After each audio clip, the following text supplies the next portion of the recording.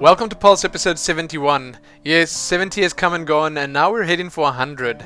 In this week's tiny amount of general Blizzard news and ton of StarCraft news, we take a look at the latest winner in the Guardian of Accounts art contest, a patch 1.3 situation report, a few matchmaking fixes, a new StarCraft themed short story, a ton of GSL, MLG, NASL, TSL, IPL, CSN, and Dreamhack updates.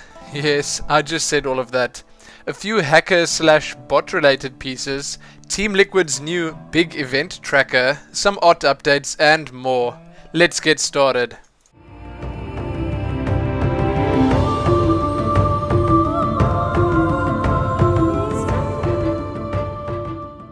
The latest winner in Blizzard's recurring contest, the Guardian of Accounts art contest, has been picked. Featuring guest appearances from main characters of StarCraft and Warcraft, the submission by Marcus from Münster, Germany, was a highly popular choice.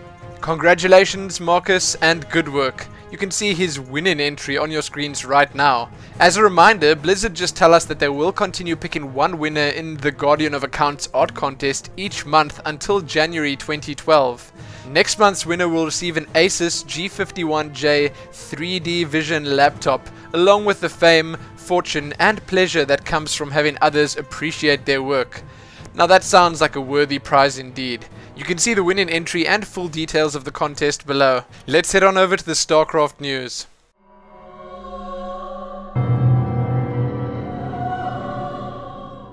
Maybe you've already had a chance to experience Blizzard's official Iron Chef, Left to Die, and Star Jeweled mods while they were in beta testing, but even if you have, you'll definitely want to check them out again. The final release versions have just been published. Each mod has been polished with improvements and bug fixes, plus they now feature official achievements complete with brand new avatars to unlock.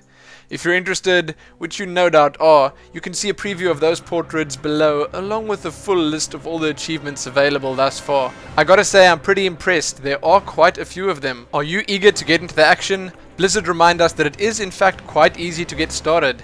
Just jump into StarCraft 2 and hit the featured section of the join game interface to start a match. You can find all three mods featured on the StarCraft 2 community site's maps and mods page, where you can also check out great map making tutorials to give you the techniques it takes to create your own mod masterpieces. I really love Blizzard's dedication to the map making community and those custom map players out there, because let's face it, 1v1s or melee games aren't for everyone. As I said, check all those posts out below and the new maps or mods, whatever you like to call them, out on Battle.net. Blizzard have recently implemented a couple of hotfixes to improve specific StarCraft 2 features. They've made some improvements to the matchmaking system, and it should now be better than ever at pairing evenly matched opponents. This will be specifically true for team matches. The system is now more accurate when attempting to find a good match, which, they warn, can result in slightly longer wait times if one can't be found immediately. The behind-the-scenes variables have been tweaked for how quickly or pertinently maps enter into the up-and-coming map list. This change will take a day or so before the up-and-coming list reflects rising custom map stars more accurately. Two pretty small changes, sure, but it's great to see Blizzard working at it as hard as they are. You can read the full post below. Balance designer and big name from over at Blizzard, David Kim, or Davey, has posted the seemingly mandatory situation report that follows every major patch for Wings of Liberty on the official StarCraft 2 community sites. He goes through all the balance aspects and changes that were made, explaining why some of those things were in fact changed, taking into account the different matchups, map issues, and everything else that needs to be considered.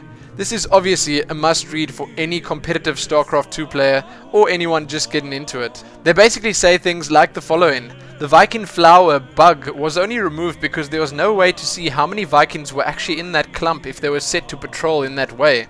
The Kadaran amulet upgrade was removed because Blizzard felt it limited strategic choices and because late game Protoss splash damage was slightly overpowered already. Both of the fungal growth changes were mainly made to address ZVZ issues with Mutalisk versus Infestor and to make Infestors more powerful or useful versus Protoss. Yes, all those and more can be checked out below. A great read, and something like this could perhaps give all of us a little more insight into the next balance patch, where Blizzard's head's at and what they still feel needs to be done. Also, it was written by David Kim. Anything he does is in fact golden. In one small extra, which I feel is pretty much related, you can check the following screenshot out of Davey actually asking Root Minigun about force fields while he was streaming. He asked whether Minigun had noticed any changes with force fields in patch 1.3. That makes you wonder if there were any sneaky, stealthy changes made that we don't know about. Anyway, check it out below. Aldrion, a respected High Templar among the Ire Protoss, is plagued with visions that he's unable to understand. Despite his desire to meditate and calm his mind, Aldrion has been called to serve. He is to work in concert with another Ire Protoss and a Dark Templar in their search for an artifact hidden away long ago by their people, the Colossus. This dangerous relic is from a time when Protoss mistakes led to genocide, the Kalath Intercession. But the rise of the Zerg threat and fall of Ire have driven Protoss to desperate measures. Will latent animosity between the Ire Protoss and the Dark Templar foil the mission before it can even be completed? Is the timing of Aldrion's visions more than just a coincidence? You'll have to read the latest short story in the StarCraft lore section, Colossus, by Valerie Watros, to find out more. Definitely worth checking out, as we all know, any StarCraft lore is good lore. Starting the tournament news off with the GSL updates. Yes sir, yes indeed.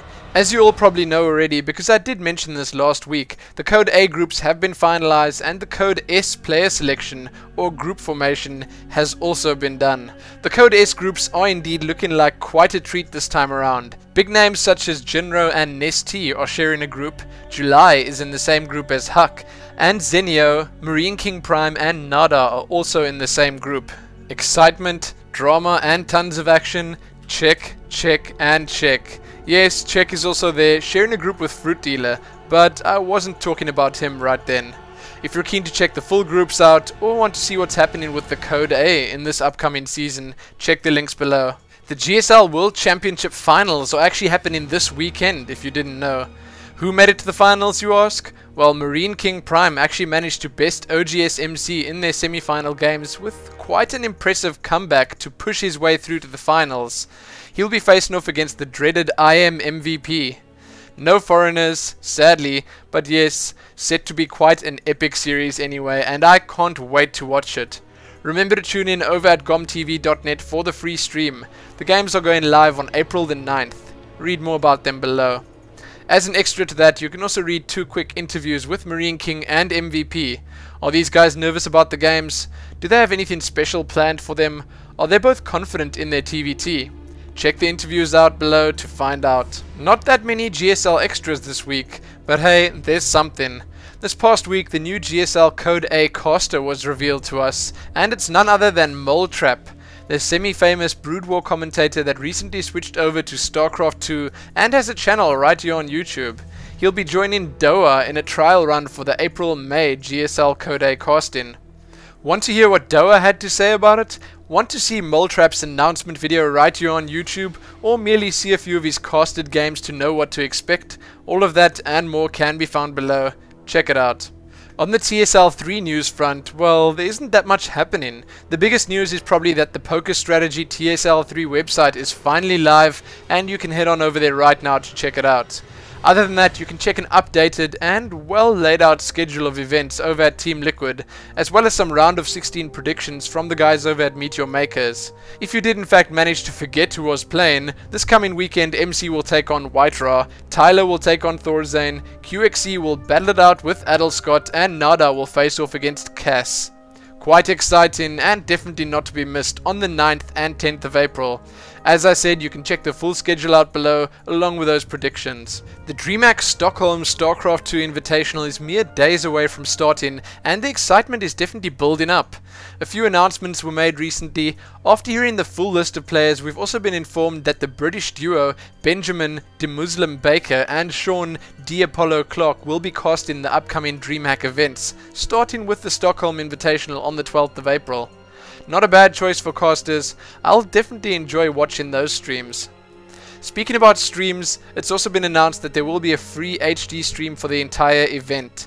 Check all those updates out below, along with a full list of players if you missed it. IGN Entertainment is excited to finally give full disclosure regarding the IGN Pro League for StarCraft 2. The first season of the IPL is an invitational tournament to showcase what they can provide us, the viewer, as well as serving as a demonstration of their new production and operation mechanisms. 16 players representing 9 different North American-based clans will be competing for a prize pool of $5,000 and 4 automatic invites to the next season of the IPL. That does sound quite exciting. Coupled with the NASL and TSL 3, I think that North America is definitely getting more than enough StarCraft 2 love. I'm a bit sad thus far that it seems like only North American players are set to take part, but hey, the rest of the world has more than enough events to participate in. The guys and girls from over at IGN let us know that the goal of the IPL is to bring a professional, polished viewing experience for fans of esports, as well as supporting the development of esports both nationally and internationally through a sustainable tournament system that rewards those who play in it. I'm pretty sure, being IGN and being quite experienced in this kind of thing, we will have some incredible production value and a great viewing experience indeed. The players invited were mentioned before, but let me mention a few again. Idra, Cats, Select, KiwiKaki, In Control, Machine, and many more.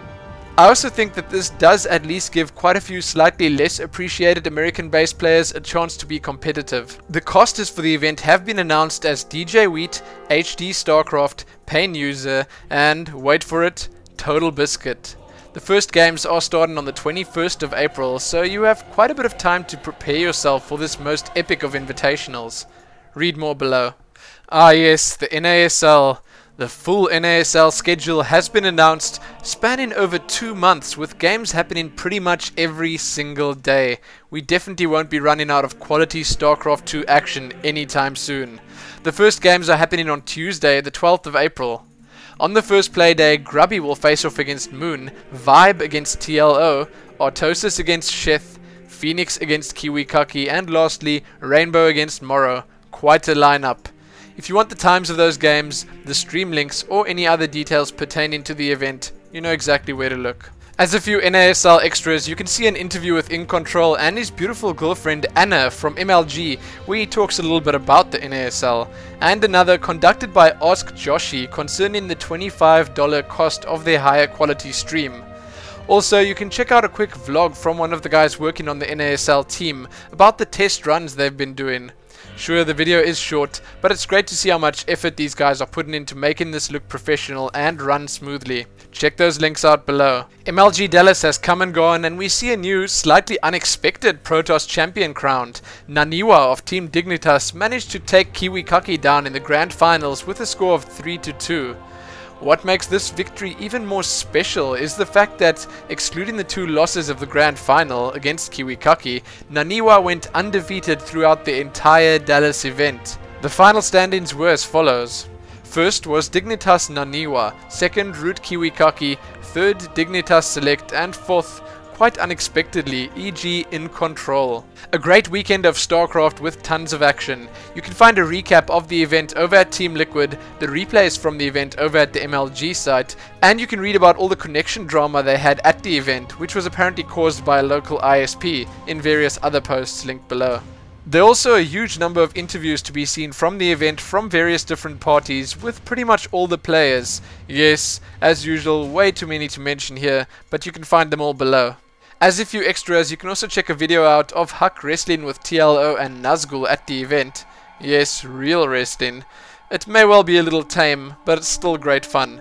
Lastly, flying robots being controlled by iPhones, and Huck and Destiny signing a female fan's chest. Yes, anything is possible at MLG Dallas. Check those out, along with quite a few other extras below. In our last piece of tournament and event news, the guys and girls from over at the Cyber Sports Network, or CSN, brought us the Clash of the Houses tournament. IM faced off against the GOM TV Foreigner House in an epic struggle of epicosity. As with the Korea vs the World Games, these turned out to be quite close, with some amazing performances by players such as Yoda, Morrow, Yonghua, Jinro, and Happy. Incredible Miracle took the series 8-7, with Happy taking the last 2 games in succession. We were treated with shoutcasting and coverage from Torch, Kelly Milkies, Doa, and others, and the whole thing was just a lot of fun. If you want to read more about this match series, watch a couple of interviews, and read about future events, you know where to look. Let's head on over to the tournament and event smalls. First up, you can read about FX Open's new King of the Hill series, Episode 1, Korea. Next, the Learn with Destiny series is still taking sign-ups. You can read about the GCPL individual tournament. You can read about the Collegiate Star League playoffs week 3. This is the round of 16. The multiplayer I-42 LAN tournament with £1,500 prize pool. Warcraft 3 is apparently above StarCraft 2 in the World Cyber Games Europe polls. ESWC 2011 dates have been set for October 21 to October 25. You can read about the Gadget Show, where Total Biscuit will be casting StarCraft 2 live. The Go for AC2 March finals have been announced, and lastly you can relive the Razer experience at the Intel Extreme Masters 2011. Artosis has announced that he will be making a lot more and different videos on his YouTube channel, Artosis TV, very shortly, a few of which will apparently need music. Why would he need original music? Well, you know how YouTube is with copyright. So Artosis just thought he would help promote the budding musicians in the Team Liquid community while furthering his own projects too. So are you a musician? Leave a post in the thread he started up on the Team Liquid forums displaying your noise-making prowess. The guys and girls from over at Team Liquid have once again started up something that's quite useful. They say that they've gotten quite a lot of feedback recently about how hard it is to find information about big events like the TSL on teamliquid.net. Thus, they've decided to create a big event tracker where you can follow all the big events such as the GSL, MLG, IEM, TSL, NASL, and all the others like that. Not much more needs to be said. I know I'll be checking this one out on a daily basis myself, and I just thought you guys would appreciate something like it. You can find the tracker link below or over at teamliquid.net. Enjoy it. Just a little while ago, a user from the Team Liquid forums by the name of Blizz posted about a new bot that he and his friend had started working on. A microbot called Automaton 2000, whose sole purpose is to push the potential of the in-game units to the limits. Does it succeed? See for yourself.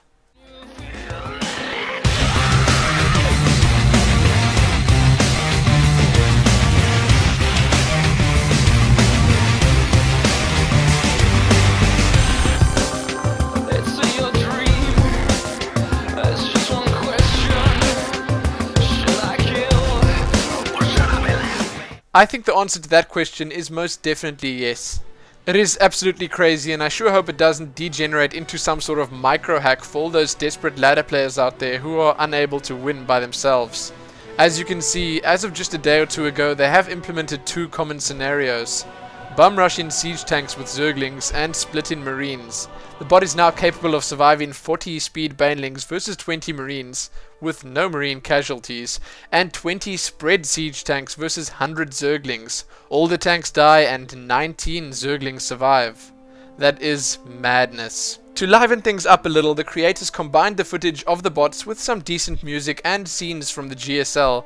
On a side note, if you were wondering what the APM was during those encounters, 15,000 APM for the kiting marines and 8,000 for the Zerglings breaking the tanks. Ouch. This is definitely worth a look and may well be the future of AI in StarCraft 2. In what I see as related news, there's a guy that posted on the Team Liquid forums complaining that his opponent was using some sort of microbot. Coincidence? Well, yes, it's not the same thing at all. But usually one is quite skeptical of posts like this, and I tend to not give them more than a quick skim. This one, however, did seem to be legit. What was fishy about this game? Let's start with the little things. The Zerg player in question in the ZVZ never once selected his queens to do a larva inject. Oh, and he didn't miss a single inject all game long. Not even delayed by a few seconds. They were all 100% flawless. He also kept panning around the foggy areas of the map where his enemy was moving, obviously without having sight there. And then, the cherry on top, and the only reason I even looked at this replay, a jump from around 40 to 400 or 500 constant APM, some godlike roach micro, and winning a fight that he really should not have. I mean, geez, the burrow-unburrow micro seen in this game was absolutely off the hook. To make things worse, he never deselected his control group 1, which was full of roaches. He microed them all to safety without even individually selecting them. Now that is some crazy Gosu skill. The thing about this is that the player in question lacks some of the most basic fundamentals that he should know at anything near to that level of play, which is a pretty much unobtainable level of play. What else can I say? Watch the replay linked in the post and watch out for Sam Yaza while laddering, because really, you don't want to face off against this 800 plus APM beast. As an extra to this, there's also a post explaining how you can micro your roaches better and or faster using a little trick, but still, probably not to the same extent as the guy in this replay. You can check that out below too. In this week's art updates, we take a look at the latest piece from Zoe Pinsky, and I'm still trying to decide if this is cute or just plain disturbing.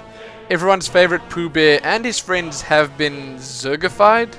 Yes, it is really creative, but man, fear the Tiggerlisk. Next up, we have pretty simply put some Lego Banelings. They are just pure awesome and definitely something I will try make next time I dust off the old Lego blocks again one day. Not sure where this image is from or who created those little buggers, but hey, here it is. And then, before heading into the smalls, let's just have a peek at a few photos that I dug up over the weekend. Yes, mostly just some StarCraft 2 playing pimps, what can I say. And there's this amazing Zerg themed latte too.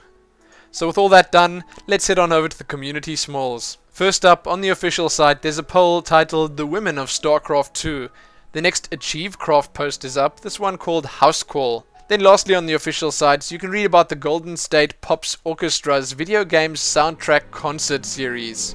Over at SC2 Mapster, you can read about impossible bosses and custom map achievements. Then over at Blizz Planet, you can see a pretty old video that just recently surfaced of Chris Medson singing Sweet Home Alabama with the Big Tuna Band. Blizzard Entertainment is apparently hiring 3 senior server software engineers. Then lastly, over at Blizz Planet, you can read a post titled The Sacrifices of Heroes in Sci-Fi, Fantasy, Video Games, and Real Life. The Team Liquid forums have a poll up about 2v2's future in StarCraft 2. You can check Liquid Weekly number 34 out below. There's a post up titled How to Improve Efficiently at StarCraft 2 1v1. Root and Kitty have parted ways. Liquid Tyler had a few words on balance. SteelSeries is now sponsoring Grubby.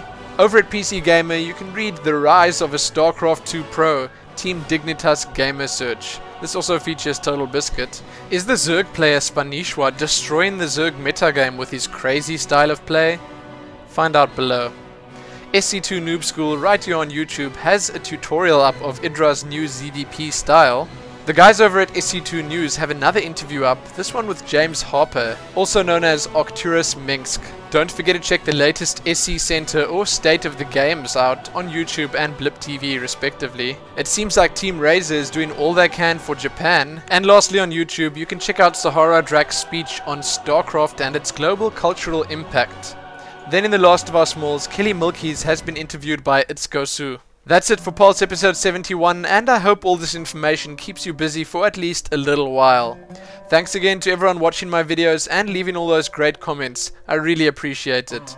I wish you all the best of weekends. Most importantly though, happy StarCrafting.